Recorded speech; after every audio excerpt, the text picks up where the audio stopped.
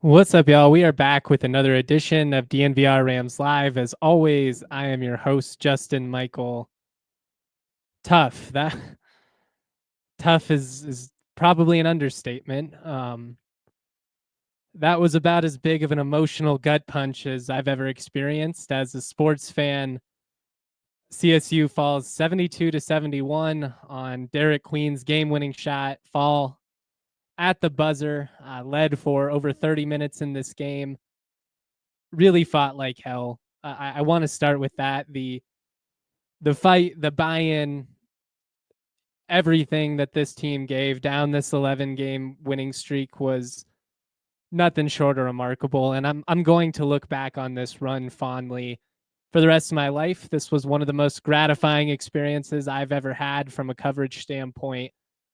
So much love for all the CSU fans that have been along for the ride, that have been so energized and exciting. I mean, this was up there with some of the best moments that we've ever had as a fan base in any sport. So I want to start there. This run was incredible. To win 11 straight, to win the first conference championship in 22 years, to win an NCAA tournament game against a Memphis team that is stacked with talent. And I know they had some injury stuff, but that's a legit 5 seed. And I tweeted it earlier watching the Florida UConn game, but man, did CSU end up in a stacked region. That Maryland team, they're for real. The Crab Five, as they call them, a terrific starting lineup. Derek Queen is a monster. I thought he traveled on the game-winning shot. Probably would have been good in the NBA, although the gather step stuff, I don't even pretend to be an expert. I've shared some people that claim to be, and they say by the rule book it was a travel. You very clearly see 3 steps, but it is what it is. You know, I don't think it's worth fixating on because admittedly CSU had a couple of calls go their way as well. I actually felt like Maryland traveled 5, 6, 7 times throughout the game. Gillespie or whatever his name is, the guard. Yeah, Gillespie, I felt like a couple of times got away with them, and then Queen I felt like got away with one at the end. Nick Clifford obviously got away with the elbow in the first half. Had that gone to review, probably at least a flagrant 1, if not a flagrant 2. So you're in a spot where you could have potentially lost your best player. If that would have happened, CSU would have been in a really bad spot. And you know, you win some calls, you lose some calls. That's how it's going to go in a basketball game. Credit both teams for stepping up with the game on the line, making a big time shot. I'm heartbroken for Jalen Lake. Talk about stepping up in a massive moment. Only player in program history to participate in 3 NCAA tournaments. I've talked so much about Jalen Lake's loyalty. Just feel like he's one of the more underrated players in program history. Flashed early in his career, took a reduced role for the betterment of the team last year, selflessly came off the bench. This year comes back as a senior and was just phenomenal. Like, there aren't a lot of Jay Lakes out there on modern college basketball, and man, he hit the biggest shot of the season. CSU was in a spot to win, just left maybe a little bit too much time. Like, I don't fault him. You're not going to delay the shot. It's wide open. It's in rhythm. Maryland actually did a good job of recovering and contesting. So a great look from Lake that he's able to knock down with a defender crashing in his face. Like, you love that in that moment. That's clutch. Unfortunately, 3-point shooting, particularly in the second half, just kind of proved to be the difference in this one. And we'll go through all the key stats, all the takeaways, all of that. But I mean, you were there, you were hanging around, you're in position to beat a 4 seed, and a highly talented 5-star player in Derek Queen makes a big time shot. You know, hats off to him for stepping up in that moment. He had an incredible game. This was by far the best game of the NCAA tournament so far. Sucks to be on the losing end of it. And obviously this is one of those losses that's going to sting for a long time. And, you know, as people are saying in the Toyota chat here, I'm going to miss this team like hell. I wanted desperately for the Magic to go just a little bit longer. I think everybody knew realistically with Florida coming up, who's maybe the best team in the country right now, at the top 4 for sure. I mean, obviously based on the seeding, but just from an eye test standpoint, their execution down the stretch in that UConn game was next level. It's a really deep team. Would have been an insanely tall task to try and get through them, but you know, I'm wearing my St. Peter's shirt right now. I was in the building when they beat Kentucky. Anything is possible. And that's what's magical about the NCAA tournament, is that everybody has an opportunity to dream big. Everybody gets to think, what if it's my year? What if it's our year, you know, for the crazy run that nobody sees coming? And this team certainly is good enough to do it. Like it sucks that they didn't get the opportunity, because they fought like hell. They battled, they hung with a team that the metrics say is basically top 10 in the country. I mean, Maryland, an incredible defense. I thought CSU's offensive execution was stellar. I thought the mentality was exactly what it needed to be. Just missed too many open shots, and sometimes it's like that in basketball. Maryland got hot at the right time. CSU couldn't buy a 3 for much of that second half. Hit the biggest one of the night, but really 3-point shooting was the difference in this one. And as heartbreaking as all of this is, in the grand scheme of things, this was just such an incredible run. And I think that when people look back on it, hopefully they can keep all of that in perspective, just how unique what this team did, you know, how unique this accomplishment was. Obviously, I'm struggling a little bit to find the words here. Like all of you, heartbroken. When Jalen Lake hit that shot, I started to get really emotional, like started to feel tears welling up in my eyes, you know, tears of joy, just pure excitement. And admittedly, I still had a bad feeling in the back of my mind. There's just so much time left. You know, they're at least going to get a look up. You're hoping desperately that it falls short. But man, shout out to my guy, RG, hopping on the show, fellas. Justin, how you doing, man? I'm good, man. It hurt. Like, it hurt. We're not gonna lie that it didn't hurt, but like, I guess heartbroken isn't where it is, because like this team made me feel so whole this whole run, this whole season, honestly, that it's like it just hurt. Like you really wanted them to go, but like again, like this was a team that was picked 11th to finish in the Mount. Like it was 7th, like but yeah, 7th. Well, whatever. Like to just even be in this, you know, to beat Memphis, right? Like you had Memphis, you know, early on it looked like, oh boy, Memphis is bigger. This is where it is. Like this is just how it happens.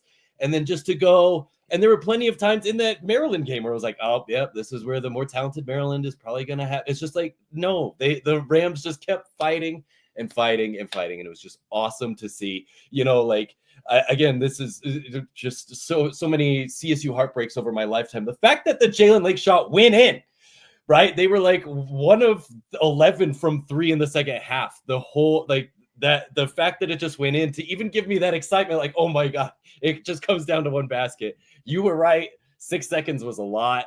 I thought for sure they were just going to give it to the big guy and have him go under. And look, man, I thought the Rams defended it great. Like any harder, that's probably a foul. Like it's just like, that's one of those like almost like specifically basketball plays where it's just like, dude, he just put the ball up and the ball went in, right? Like it's there's not that many football plays that happen like that. You need like a whole team getting together, you know. There's like some hockey plays like that, but like just the fact that it's like, man, even if you have stellar defense, if he just gets it at the right angle, it could go in like that. Again, it hurts, but I mean, what a run, dude. We were the darlings of the tournament there for a little bit. Like everyone wanted us to win because of how bad this tournament has been. And they've just been, again, it's just, I will feel nothing but pride about this CSU team. The 2025 CSU Ram just run will live in my head rent free. It was so, I'm just so sad I can't see this team together again one more year. That might be the most heartbreaking part. I think that's where a lot of my sadness comes from, because I'm proud. I mean, I tweeted it. This is probably the most proud I've ever felt of a CSU accomplishment. Down. I mean, there have been some nice runs on the football side, and a lot of them were when I was pretty young, but I mean, what this team did was just not ordinary. And the way that they've been playing here with so much on the line for 6 consecutive weeks, like eventually you're going to run out of gas. You're going to Yes. run out of magic. And like you I said, mean, that would have sometimes, been 12 straight wins. I mean, that's yeah, incredible. Like, but yeah, sometimes a guy makes a shot, man. And Derek Queen's really that's what it good. is. I'm with you. I felt like they defended it about as well as you could hope for, given the circumstance. He's a big Mhm. dude with great handle going downhill. You're only up 1. You know, it's not in a I know. position where the 2 is for the tie, and maybe you're willing to be a little bit more assertive defensively with it. Maybe get a little bit handsier, I guess is what I'm Mhm. saying. But in that instance, only up 1. The last thing you want to do is hack the guy and lose Yeah. at the free throw line. If he makes the shot, good for him. Mhm. I mean, similarly, the other way, I think if you're Maryland and they had gone down, like you would have credited CSU for executing against Yes. the pressure in the half court and getting an open shot and drilling it. You know, hadn't been able Mhm. to do that for a lot of the game. In the biggest moments, both of these teams looked like top 25 programs. Certainly showed that they belonged. Like this was the Absolutely. game of the tournament. CSU, I think, more than proved themselves this year with what they did, and the turnaround obviously is a big part of that. It adds the uniqueness of it all. But I think you brought a really good perspective there, and you know, hopefully we're able to, I don't know, bring a little bit of levity, bring a little bit of I know. perspective to the situation. Like we're Hard to do trying our hours best. after. Yeah, yeah. Yeah. But big picture, I think you've got to be really proud, not only of what this team accomplished, but just the way that they played, the way that they left Oh, it all out on the floor. That's really all you can ask for. Like they won every loose ball. They got a ton of yes. offensive rebounds. I'll get into the stats here in a couple minutes. A lot of the stats, if you would have if you isolate them and you would have told me them before the game, I'd been like, wow, did CSU win this game comfortably? Right. But Maryland hit more I threes know. than CSU did down the stretch, and they hit a Yep. big shot late, and that's the difference in the game. Yep. And again, I think even college basketball fans should appreciate teams like Colorado State, like this one, because I don't think there's going to be a lot of them after the NIL really starts getting into it. I think there's going to be, these are one of the few like connected teams. Like they are here as a team playing well, right? Where it's like, if one guy isn't making a shot, let's go to the next guy. And he usually is, right? Like how many teams in years past where if like, the best player has like a rough game, like it's like, oh, okay, we're done with it. And Nick Clifford had played fine, I thought, in the first game, but in terms of like a scoring threat and all that stuff, I would say he had a rough game in the first one, but it didn't matter because Kai Evans stepped up. And then this game, you had Jalen Lake stepping up. Like it's just so satisfying in this world of, and you saw it with Maryland too sometimes, where you're just chucking threes sometimes. It was just so satisfying to see a team, a college basketball team. Like this is what like people fall in love with in terms of March Madness, because it's like, yeah, these are just five or you know, a handful of guys just wanting to win as a team, doing everything they can to win. And they were taking on Goliath, right? The Memphis and Maryland, the you know, the just college basketball names like that. And again, they took them to the last freaking bucket. It was just it's just, again, I'm hurt, but it does make me happy. I think you make a good point there. Part of what made this team so redeeming, I think, in the eyes of the public is just that it's kind of a ragtag bunch of guys. You know, you've Mm-hmm. got Ethan They didn't Morton, have who's just the size. ultimate glue guy. Yeah. Bowen Bourne comes in and gives you 10. Smallest guy on the court, but he's got the heart of a lion. You know, out there going fearless into the paint. Mm-hmm. Everybody understands their role. Everybody has had their moment at some point, whether it's somebody like Jorgensen stepping up, true freshman hitting some big shots along the way, Nikola Japa eventually playing his way into Yep. the rotation, basically out of sheer effort and will, which, you know, Mm-hmm. it has a little bit of an old school college basketball feel, kind of what I romanticize about the sport, and we get less and less of in the portal Mm-hmm. era. I know a lot of these guys were added via the portal, so it's not quite what we Fair. were used to. Jalen Lake's the only 4-year guy out there, but this team battled until the bitter end. And I just hope that Ram Nation holds their head high. I know that the Mm-hmm. potential, you know, coaching stuff coming up looms large, and obviously we'll focus on that, the big picture, what could come next with Niko Medved, all of that stuff. We're going to take a quick break here. RG, you're welcome to stay on with us if you'd like to. I'd love love hanging to. out. I just want to listen to your stat breakdown. So yeah, I'll stay on for one more segment. Awesome. Love to have you on. Shout out to everybody in the Toyota chat. A lot of great perspective here. Lucas says, not mad, disappointed, or upset. Just sad that it's over. Like finishing 100%. a great book. Aaron brings up that college basketball is fickle. We could very well be back next year. You never know what happens. So there's so much that could happen in the next couple of days. It's really not worth doing 8 million hypotheticals, but I know that we will want to. So we'll get into some of them. Right. They stepped up, man. They were in 11 must-win situations, and they did it to even make it to the round of 32 for the first time in over a decade. Can't ask for much more. We got to pay the bills real quick. Let's shout out a couple of our partners. Shout out to the homies over at Timeline. They sell health longevity supplements featuring the proprietary MitoPure ingredient. MitoPure works with the cells in your body to help reverse age-related decline. They've done 15 plus years of research, secured 30 plus US patents for their products.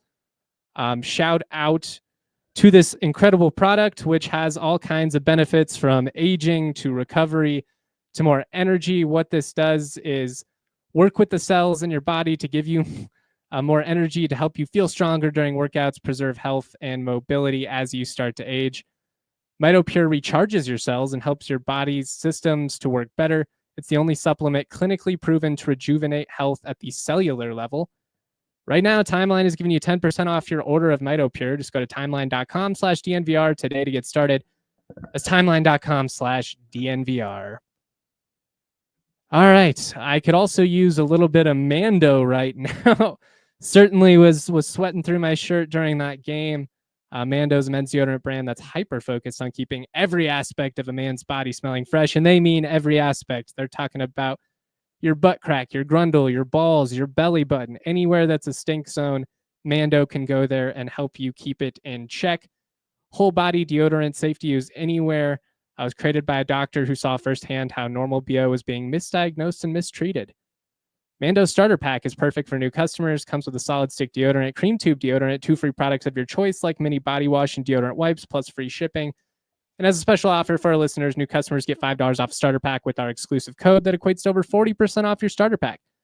You shop or use the code DNVR at shopmando.com. That's shopmando.com. Please support our show. Tell them we sent you. Smell fresher, stay drier, boost your confidence from head to toe with Mando. All right, let's keep it rolling here. Get into some of the takeaways. As we alluded to earlier, CSU played really well in this game. I thought the start in particular about as ideal as you could hope for. I kind of break the game down into 4-minute segments. That's not unique. That's based on the media timeouts. Nothing groundbreaking there. But if you stack more 4-minute wins than you lose, oftentimes than not, you're going to come out on top. I'm not sure the math would actually add up on that one today. CSU led for over 31 minutes. It felt like, especially for the first 40 minutes or so, they stacked 4-minute wins. Felt like they definitively won 16 of the first 20 minutes, had the 7-point halftime lead. Just could not buy a 3, man. No. Maryland hit some really big shots. You've got to credit them as a team. Maryland finished 10 of 24, CSU just 5 of 21. I mean, twice as many threes in a 1-point game. That's an easy stat to look at. Yep. In particular, in the second half, Maryland 6 of 13 from deep. CSU just 2 of 12. They hit one early, missed 10 straight before Lake hit that one late. You don't have to be a mathematician to see that. What's crazy is, and I mentioned this earlier, CSU won the glass by 10. They were plus 10 in rebounding. They were plus 8 in the paint. If you told me just those 2 stats and nothing else at the beginning of the game, I'd have been like, man, they must have ran Maryland off the floor. I know. I mean, offensive rebounds and second chance opportunities alone for CSU, I would thought man, you get 2 more of those. I don't remember specifically how many offensive rebounds they had, but they didn't have any buckets to follow it up. It would be like, oh, awesome hustle. And then they would miss again and be like, and it seemed like, every time Maryland would miss, they'd kick it out and get a 3 and it'd be like, oh, okay, that's great. So no, again, the stats, I think you're right. If you looked at these stats, you would think it would be a CSU win. And that's because they were winning for the majority of the game. And 3 it was points just a great equalizer, though. That's the thing. You can win we see it in the NBA all the time. Like that's, Seriously. as much as I hate it aesthetically, like there is a rhyme and reason to all this. And we saw it. Like CSU, you're +10 on the glass, you're +8 in the paint. You bring up the offensive rebounds, you're +5 there. CSU had 13, but it only results in 13 second chance points. Whereas, Maryland, they only have the 8 offensive boards, but they get 15 second chance points out of it. They did a better job of converting off of turnovers than CSU did. They had 12 points off of turnovers. The Rams only turned the ball over 8 times. It's just the second time this entire season they finished with less than 10 turnovers and didn't win the game. That's unbelievable. 15 assists on 29 made field goals, almost 50% ratio there. Like, you look at all these numbers, they're great. CSU's better from the floor, 47%. It really was 3-point shooting, second chance points, and points off of turnovers. And obviously you go back to that late turnover in the backcourt with about 2 minutes left. That was a killer, man. Winning. They were up 5, I think, at that point. Yep, they are, and it ends up being a huge swing the other way because you turn the ball over in the backcourt, just a sloppy pass, not enough attention to detail while Maryland's pressing. You give it back, then rare defensive miscue from Niko, doesn't fight over the screen. They drill a 3. Like, that was just such a big swing there. You go down and go up 7 or 8 instead of making it a 1-possession game. Yeah. I think you probably step on their throat at that point. I think, with the way CSU's defending, just with all the momentum at that point, all the pressures on the higher seed, the doubt starts to creep in. Like, oh my God, are we really going to lose this game? And I just felt like it was such a big momentum flipping play, like a pick 6 or something in football. Yeah. And what a fluke play too. Like, you saw the replay. I forget who passed it to Niko, but Niko has just kind of mishandled it. And then the guy's like hand and pressure just forced it. And all of a sudden it was out of bounds. It was just so Jalen Crocker-Johnson got the rebound. It was like, okay, we're feeling good. And I think I'm with you. I know that Maryland definitely had a better 3-point shooting second half. But I think at that point, if you do go up 7, 8 points, I think then Maryland actually is like, okay, we actually need to get quick points. And maybe they just start chucking threes. They do what Memphis did late in the game. Exactly. Where it's just like, okay, you better hope these go in, because if they don't, then you're just wasting possessions and time. And so I think the Rams definitely could have gotten the Terps into a more desperate situation had that just bounced, just even at Kai, who was right next to him. It just was right by him. So I think game of inches, as the coaches like to say, right? Right. Like you said, it's like you make one more 3, you're not in that situation, and it was just how it happens. But again, that's March Madness. That's why we love it. What's heartbreaking about it is it's not like that was a common issue. Despite the ball pressure that CSU faced in both of these games, they really valued their offensive possessions. They limited turnovers. They worked the ball. They had a lot of movement. They had a lot of reversals, and they got good looks. And just to have that one little instance of maybe not quite enough, attention to detail, or just, mistakes happen. Like, they're human, and I'm not trying to sit here and fixate on it. Like, there are a million different things. If you make 2 or 3 more of the 15 good looks you got from deep, it's also, you're probably not in that position in the first place. Like, we can Monday morning quarterback it until the cows come home. But it stings because of how hard this team played, and because they were making the hustle plays. Like, they got all the loose balls, they got the offensive rebounds, they're sharing the basketball, they're getting the team effort. It's not a one-man band out there. They played the game the right way. Well, again, it's like, lose this way is just like, it's sports in a nutshell. Like, this is being a sports fan. It is. But fuck, man. Yeah. I'm hurting right now, guys. Like, I'm so proud, but I'm hurting because I know that CSU was good enough to win this game. They were good. It's a phenomenal team, because again, I think it was after that turnover, I think Maryland even went up 4.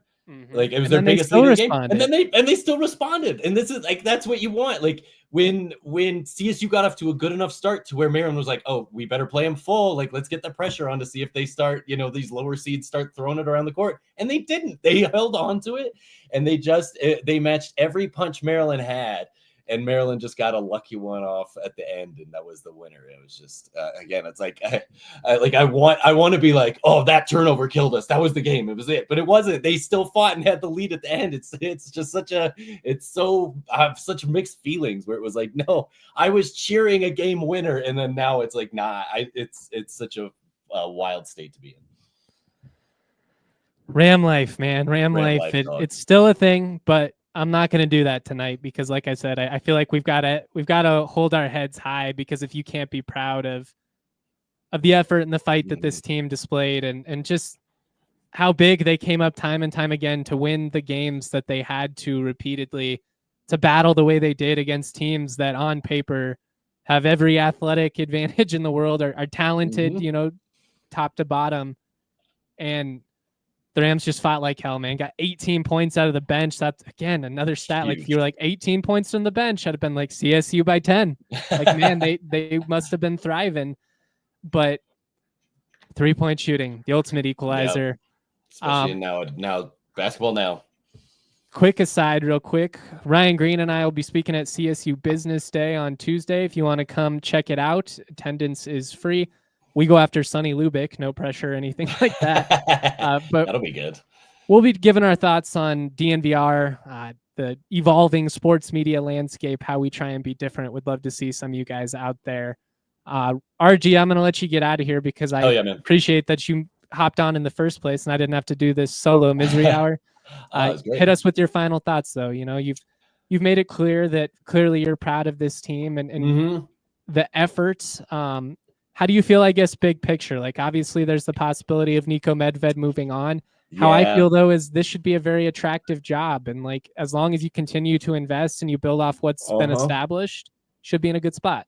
I think so. I think this is especially good for, like, the kids watching, basketball right now, because they are looking at at fun teams. They're looking at, they're getting into it, and they're maybe looking at like, oh, I remember that was CSU. That was a fun team. Maybe I should go there. Maybe, maybe if some school does, if Maryland doesn't think I'm as talented as they are, well, maybe I'll go to CSU and almost beat them. Like, I think that's, or maybe if I didn't go to Memphis and I go to CSU, then we can beat them. Like, I think it's just, it's never a bad thing to have your team in the tournament. I think this is going to do wonders for Niko. Maybe other schools bigger than what we think Minnesota is may come looking now.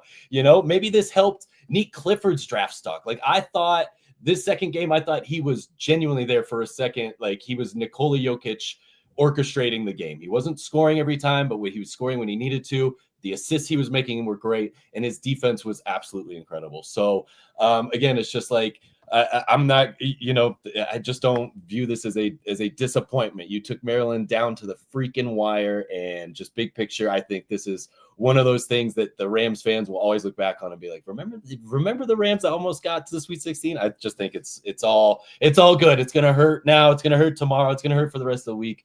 But there is no doubt in my mind I'm going to look back on this year, this run, this team with just the biggest smile I've ever had as a CSU Ram. Well said, my friend. Looking forward to Tuesday.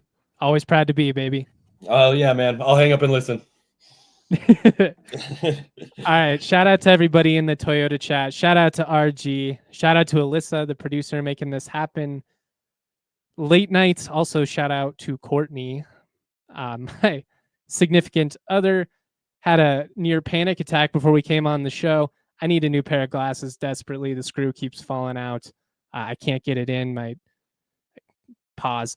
I can't get the screw in the glasses, and it turns into an ordeal every single day. We're going to try and recover from that. We'll do one more quick break. We will go through some more key stats. We'll talk big picture, and we'll get out of here. I don't think we're going to go the full hour tonight. I don't think it's necessary. But let's shout out a couple of our longtime partners real quick. Toyota is the official vehicle of DNVR, as well as a proud partner of CSU Athletics. Trucks have always been a part of their DNA for generations. Toyota's built durable legends, destined for greatness, perfect for Colorado. Toyota offers 17 models with available all-wheel drive or four-wheel drive, like the Epic 4Runner. Also more low and zero emission vehicles combined than any other automaker to give customers numerous choices to reduce their carbon footprint. 16 hybrid vehicles to choose from, like the Tundra iForce Max hybrid truck. Not to be outdone, the Toyota SUVs take command on the road and on the trail. Toyota is a proud partner of CSU Athletics and the official vehicle of DNVR. Toyota, let's go places. All right. I also want to shout out Breckenridge Brewery, the official craft beer of DNVR. You have an opportunity to win 2 VIP tickets to the Avs Blues game March 29th. You're going to get 2 tickets on the glass, complimentary food and drinks. Check it out at breckbrew.com/ice deck. You can also find the link in our show notes. You should also check out Breck Brew's new West Coast style IPA, Ridge Runner. This double dry hop brew is inspired by the untamed beauty of Colorado's trails, creates bright notes of citrus and pine. You know we love our Breck beers at DNVR. Check out the Breck beer locator at breckbrew.com. Find a brew near you. All right, let's see if we can get the show back on track here. I'm going to give Jalen Lake the player of the game. I think Neek was tremendous. As Ryan said, they're heading out. I think his growth as just somebody who plays within the flow of the game, somebody who is in total control, doesn't press things the way we've seen at times in previous years. His growth as a scorer has been tremendous. Fully expect him to go in the first round. I just feel like with what he brings to the table athletically, defensively, and the leap that he's shown on the offensive end, like I feel really good about him going in the first round, even in what's projected to be a pretty deep class. But Jalen Lake, one of the all-time great Rams, one of the all-time underrated Rams, his commitment, his loyalty in this era of movement is uncommon. 13 points from him, 3 of 6, hit the biggest shot of the night. Gutted that that's not what this game will be remembered for. Jalen Lake's big moment, because he's a guy that deserved one of those to go down in March Madness history, to be the guy that delivered, and he delivered for CSU multiple times in his career. You know, I'll always think back to the game winner against Boise State. I think he had another game winner against Utah State at one point in his career. Scored 16 against the Buffs a couple years back with a broken finger. Had to get surgery off of it. So, I mean, just a gritty team first guy that has been a part of one of the most successful stretches in CSU men's basketball history. I mean, 3 NCAA tournament bids, that's nothing to scoff at. And what's crazy is the year before that, before Jalen Lake got there, they were the second team left out of the field. So, I mean, this team was close to another bid in the last couple of years.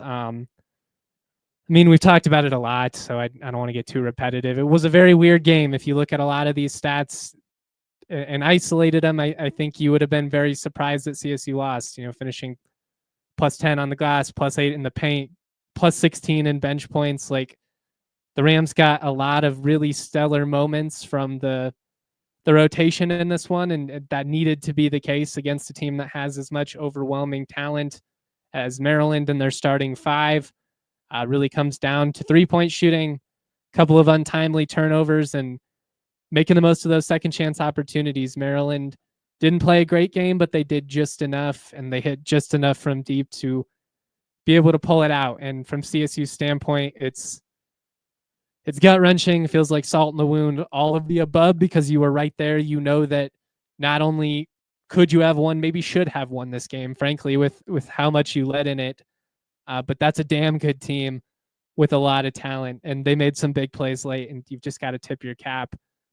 Really sucks that we're not going to get to see this team be in the Sweet 16. It sucks that immediately, because of the portal era, it turns into, well, is it all over? What's going to happen next with Niko Medved? I anticipate that he will take the Minnesota job. I've talked to him a couple times in the last couple of weeks. Obviously, if I had anything more definitive than that, I would go out on a limb and say it, but I think we'll have to see. If you had to ask me where my gut is, I think he'll take the Minnesota job. I think it's just too much for him to turn down his alma mater. He's a Minnesota kid at heart. This is assumingly the job he dreamed of when he got into coaching in the first place, and you can't fault a guy for going back to his alma mater. You just can't, especially somebody who's been here through quite a bit and has had opportunities to jump, but hasn't. I mean, he turned down Oklahoma State last year, guys. He wasn't leaving for just any job, but there's a couple of blue blood type programs he can't turn down. And a job like Minnesota with the ties that he has, it it's too much, I think, to turn down. So we'll see what happens there. I imagine that we'll get an update one way or another, if not tonight, probably by tomorrow or the next day. These things move fast again in the portal era. If Minnesota is going to hire him, they have every incentive to get the ball rolling here. From a PR standpoint, I'm sure they want to capitalize on the momentum of Medved's name and, the traction that CSU is generating right now.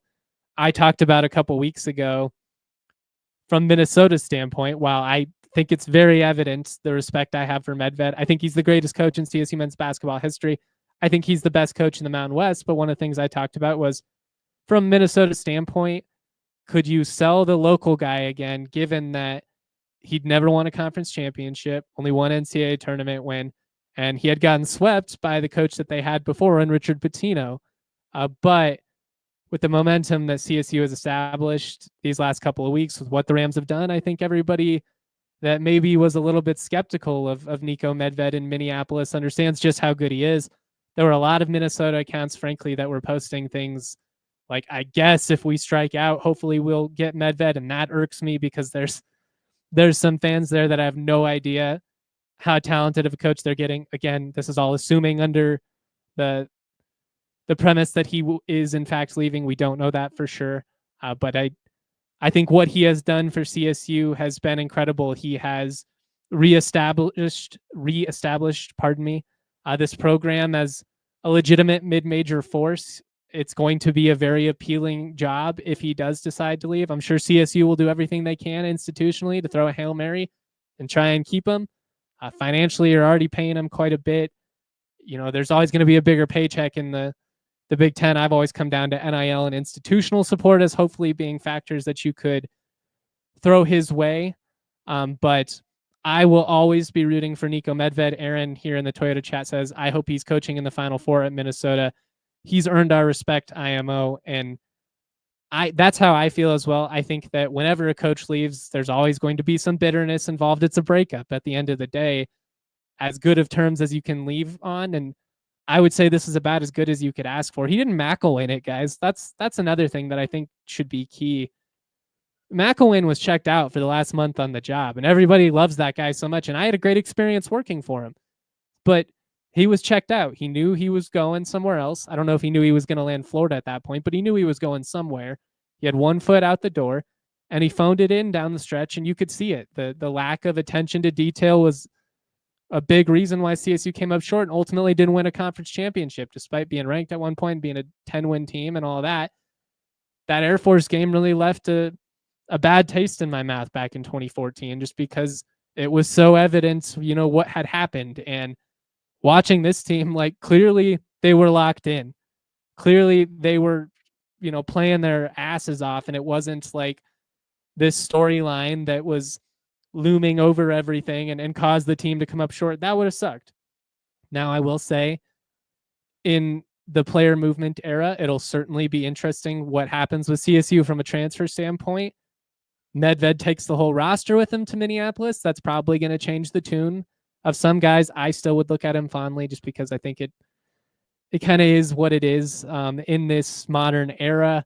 I will say, if Ali Farouk-Manesh were to get the gig, and that's who my top choice would be, I think he's earned it. I think there are other interesting candidates out there. I think a Tim Miles reunion would make a lot of sense. Craig Smith's a great coach with CSU ties. Ross Hodge. There's a lot of great options with head coaching experience and that have CSU ties. But I think Ali, who's been here since the beginning, who's very popular with the boosters, and more importantly, is very popular with the players in that locker room, I think he deserves the opportunity. And I do wonder, if he were to get the job, would that make Niko a little less likely, again, assuming that he does in fact go, to take some of these guys with him? I'd also throw out, if some of these guys are going to transfer either way, then what difference does it make if they follow Medved or if they go somewhere else? But yeah, I think it's going to be a position where, so long as you continue to invest in basketball and you can build off what was established here, a lot like what happened at Furman, they've had a ton of 20, 25 win seasons since Medved left. Obviously, Drake's been rolling since Medved's time there. This is an attractive gig. This is a program that has an opportunity to build off of what was established. I think it'll be a very attractive job, assuming that it does open. But no matter what happens, I think you've got to look back on this team with pride. I think you've got to remember this run forever. And I think Medved deserves a lot of respect for what he's built and for the loyalty that he has showed to CSU, because you can look across the league. I mean, look at New Mexico or Utah State, excuse me. They're about to be on like their 5th coach since Medved was hired. It's not like they were firing dudes. They had guys jump ship 3 different times, and it's going to happen again with Calhoun and West Virginia, it seems like. Medved could have done that a whole handful of times. He could have left for, quote unquote, greener pastures, but he does care about CSU. He does have an emotional attachment to this program. And especially if Ali gets the gig, like, I don't think he would try and kneecap him like that. I don't know, but I don't think he would. I know that back post U Stacy, when they were going through the hiring process, Tim Miles was in his last year at Nebraska. He was very interested in bringing Nico Carvacho over. If Niko Medved did not get hired at CSU, I think Carvacho would have been a Husker. His guy got the job. He backed off. I do wonder, if it's Ali, if there could be some of that in play. All these guys are, I've known them pretty well at this point, and I think I know their character. I think I know how they would treat each other. But obviously, it's a cutthroat business, and so it's going to be really interesting. It's going to be a really interesting 24 to 48 hours, and it's kind of unfortunate that the magic ends so abruptly and we immediately have to go into what if mode and speculation and talk about the future. It is what it is. This is how the cycle works these days. But man, I had so much fun this year, and I think that the future is very bright for this program going into what should be a really fun Pac-12 on the hoops side. What this team did was not normal. And, I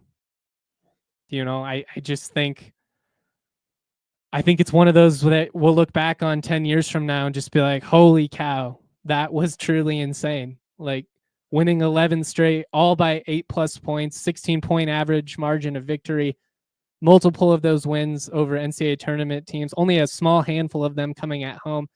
I think that's what makes this impressive what makes this run even more impressive is just the way that CSU took care of business and played so competitively away from Moby. So many teams are good at home in their own buildings. Great teams can win away from home. And this team, what they did in the Mountain West slate, and then following that up in the Mountain West tournament, and then, going on to win a game over a 5 seed in the NCAA tournament that had some bad injury luck, but still very talented and athletic. You can't ask for much more than that. Would it have been truly magical to see this group make the Sweet 16? Of course. And they were good enough to do it. And that's what hurts. Before the show, speaking with producer Alyssa, who's a superstar, kind of going back and forth. I'm like, would you rather lose like this, or would you rather lose in a blowout? Like, at least in a blowout, I guess you can start to compartmentalize earlier on in the process. To lose so suddenly at the buzzer, a little bit more of a gut punch, but this was a magical run. And I appreciate everybody that has been along for the ride. And, obviously I hope to cover many more of these runs. A lot like with what I said with football, I hope that these last couple of years have been the foundation that you build off of, a lot like what we saw at San Diego State. I'm not saying you're going to be Gonzaga someday, go to like 9 straight Sweet 16s. That might be a little bit rich, but could you be a team that expects to go to the tournament basically every year, go to 3-4 tournaments every 5-year period? I think would be an incredible mark to strive for. And I think it's possible. I think there's no reason that this program cannot be one of the premier mid-major programs in college basketball. I think they have been the last couple of years.